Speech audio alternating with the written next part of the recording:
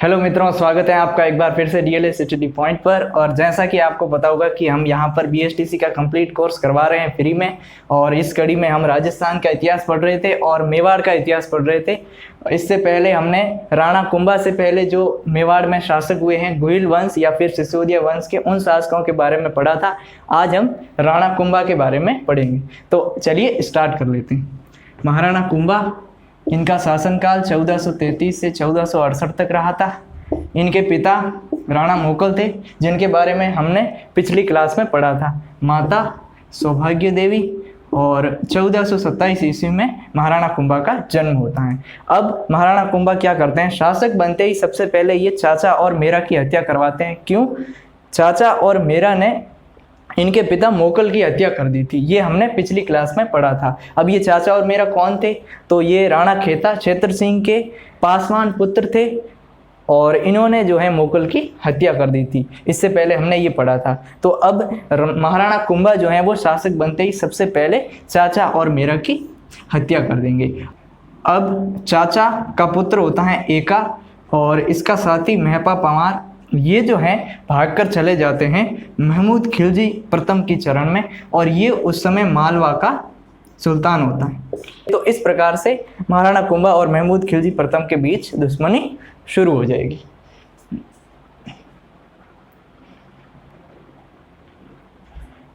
अब जब महमूद खिलजी एका और महपा पंवार को जब ये शरण देता है तो कुंभा नाराज हो जाते हैं और ये अटैक करते हैं महमूद खिलजी प्रथम पर, और इसे हम सारंगपुर के युद्ध के नाम से जानते हैं। 1437 में हुआ था और इसमें मेवाड़ के जो शासक थे महाराणा कुंभा, वो जीत जाते हैं और महमूद खिलजी प्रथम, जो कि मालवा के शासक होते हैं, इसको ये हरा देते हैं।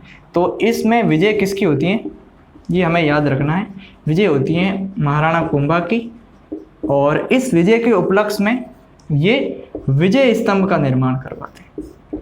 बहुत ही ज़्यादा इम्पोर्टेंट पॉइंट है ये कि विजय स्तंभ का निर्माण किस विजय के उपलक्ष्य में करवाया था? महाराणा कुंभा ने। तो सारंगपुर की विजय के बाद महाराणा कुंभा जो है वो विजय स्तंभ का निर्माण करवाते हैं। अब राणा मोकल के समय जोधपुर के राजकुमार रणमल जो होते हैं वो उनके संरक्षक होते हैं, लेकिन मोकल के बाद जब महाराणा कुंभा शासक बनते हैं तो उनका रणमल के साथ कोई ज़्यादा अच्छा संबंध नहीं रहता है, और इस वजह से महाराणा कुंभा जो है वो रणमल की हत्या करवा देते हैं। और रणमल के पुत्र राव जोधा जो हैं, ये जो हैं भागकर मंडोर चले जाते हैं, और इनके बीच, कुंभा और जोधा के बीच कड़ा संघर्ष चलता है। लेकिन आखिरकार 1453 ईस्वी में हंसाबाई की मध्यस्थता में इनके बीच संधि हो जाती है, और इस संधि को आवल बावल की संधि के नाम से जाना जाता है। तो ये 1453 में आवल बावल की संधि होती है कुंभा और जोधा के बीच, या हम कह सकते हैं मेवाड़ और मारवाड़ के बीच। मेवाड़ मारवाड़ के बीच ये संधि हो जाती है, और इस प्रकार से इस संधि के अनुसार राव जोधा की पुत्री श्रृंगार कुंवरी, इसका विवाह कर दिया जाता है राणा कुंभा के पुत्र रायमल के साथ। तो इस प्रकार से मेवाड़ और मारवाड़ के संबंध अच्छे हो जाते हैं। एक इम्पोर्टेंट पॉइंट ये याद रखना है कि श्रृंगार कुंवरी ने चित्तौड़ में घोसुंडी बावड़ी का निर्माण करवाया था। तो घोसुंडी बावड़ी का निर्माण करवाया था श्रृंगार कुंवरी ने, ये हमें याद रखना है। अब महाराणा कुंभा के बारे में कुछ महत्वपूर्ण जानकारी और है, उसको समझ लेते हैं। राजस्थान की स्थापत्य कला के जनक कहे जाते हैं महाराणा कुंभा, क्योंकि यहाँ पर इन्होंने बहुत सारी इमारतों का निर्माण करवाया है। ऐसा कहा जाता है कि 32 दुर्गों का निर्माण इन्होंने अकेले ने करवाया था, तो इसलिए इन्हें 32 दुर्गों का निर्माता कहा जाता है। अब कुछ प्रमुख दुर्ग थे, जैसे कि कुंभलगढ़ राजसमंद में, अचलगढ़ और बसंती दुर्ग सिरोही में, मांडलगढ़ और बदनौर का दुर्ग ये भीलवाड़ा में, और मचान दुर्ग उदयपुर में। इन प्रमुख दुर्गों का निर्माण महाराणा कुंभा ने करवाया था, इसीलिए इन्हें 32 दुर्गों का निर्माता कहा जाता है। अब महाराणा कुंभा की संगीत कला में विशेष रुचि थी और ये विद्वान थे। इन्होंने कई ग्रंथ भी लिखे हैं, तो उनको देख लेते हैं।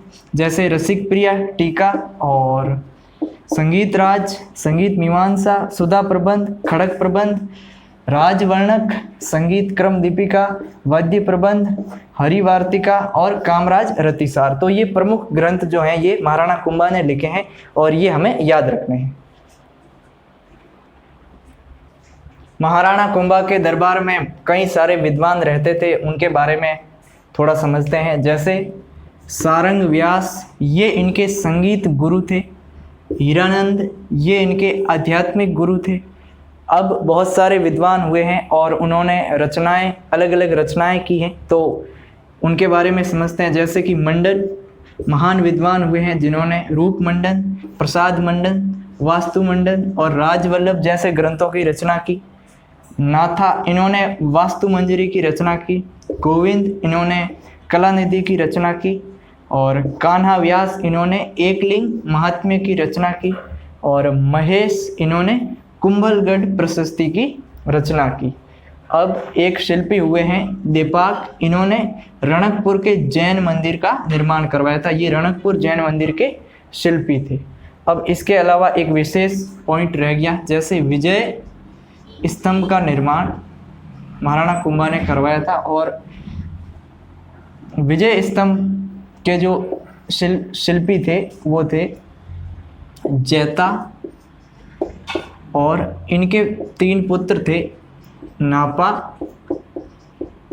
पोमा और पूंजा। विजय स्तंभ का जो निर्माण करवाया था वो जैता और इनके 3 पुत्रों नापा, पोमा, पूंजा, ये शिल्पी थे विजय स्तंभ के। इन्होंने मिलकर निर्माण किया था। महाराणा कुंभा को बहुत सारी उपाधियां दी गई थी, वो समझ लेते हैं। हिंदू सुल्तान, अभिनव भट्टाचार्य, राणो रासो, हाल गुरु, दास गुरु, राजगुरु, शैल गुरु और चाप गुरु। इनमें से हमें 2-3 ये इम्पोर्टेंट है, इनको तो याद रखना ही है।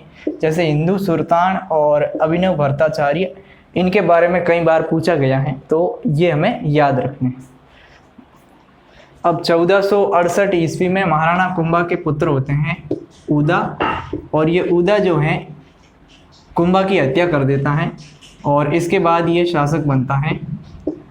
ये ज़्यादा समय तक शासन नहीं करता है, 1468 से 1473 तक इसका शासनकाल रहता है। फिर इसकी आकस्मिक मृत्यु हो जाती है। उसके बाद शासक बनते हैं रायमल।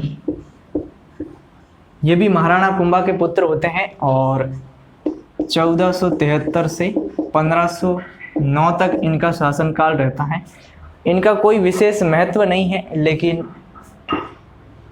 इसका एक पुत्र होता है पृथ्वीराज, जिसे इतिहास में उड़ना राजकुमार इस नाम से इसे जाना जाता है।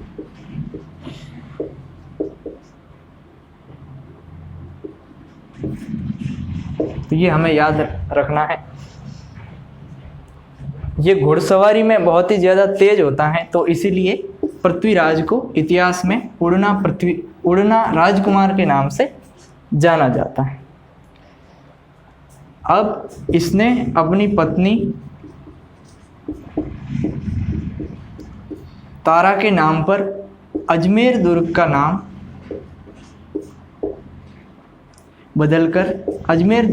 बदलकर अपनी पत्नी के नाम पर तारागढ़ कर दिया। तो ये बात हमें याद रखनी है। चलिए, तो आज के लिए अब इतना ही रखते हैं। इसके बाद 1509 में शासक बनेंगे राणा सांगा, और राणा सांगा के बारे में हम अगले लेक्चर में पढ़ेंगे। यदि आपको ये लेक्चर अच्छा लगा हो तो लाइक कीजिएगा, शेयर कीजिएगा और हमारे चैनल को सब्सक्राइब कीजिएगा।